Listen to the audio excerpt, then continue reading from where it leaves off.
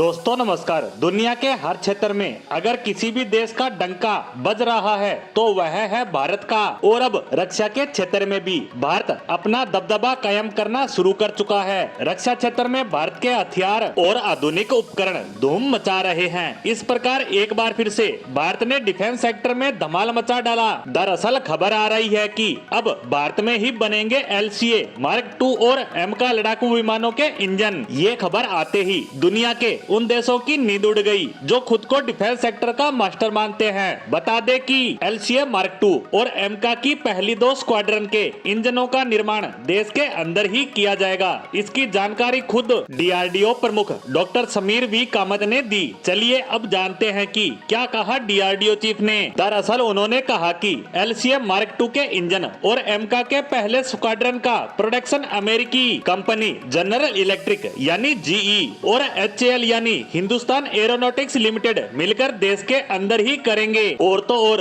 इसे लेकर अमेरिका ने हाँ भी कर दी है और सभी तरह की मंजूरी दे दी गई है। बता दें कि अब HAL और GE देश में संयुक्त रूप से इन इंजनों का प्रोडक्शन करेंगे। आपको याद होगा 30 अगस्त को सुरक्षा पर कैबिनेट समिति ने LCA मार्क 2 लड़ाकू विमान के डेवलपमेंट को मंजूरी दे दी थी और इसी दौरान तय हो गया था कि भारतीय वायुसेना में मिराज 2000 जगुआर और MiG-29 की जगह LCA मार्क 2 लड़ाकू विमान लेंगे। तो दूसरी तरफ एरोनॉटिकल डेवलपमेंट एजेंसी के चीफ ने बताया कि LCA mark 2 fighter aircraft project को भारत सरकार से मंजूरी मिली है। इससे डिजाइन के लिए एडवांस 17.5 टन सिंगल इंजन विमान बनाने का रास्ता साफ होगा। बता दें कि नए एयरक्राफ्ट का डेवलपमेंट 2027 तक हर हालात में पूरा किया जाना है। सरकार से प्रोटोटाइप बनाने की मंजूरी भी मिल चुकी है और LCA मार्क 2 का पहला प्रोटोटाइप साल भर के अंदर बनकर तैयार हो जाएगा।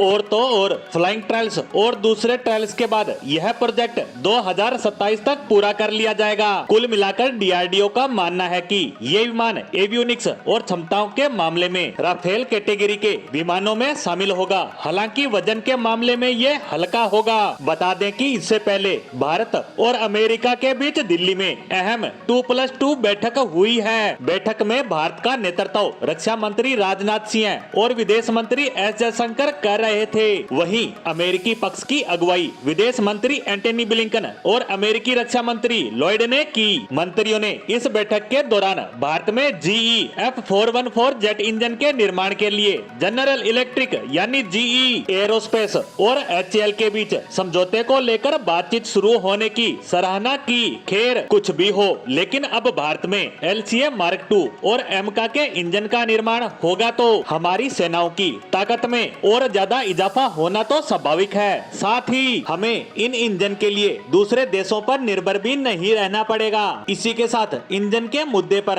आई इस खबर पर हमारी आज की पोस्ट को यहीं समाप्त करते हैं। धन्यवाद।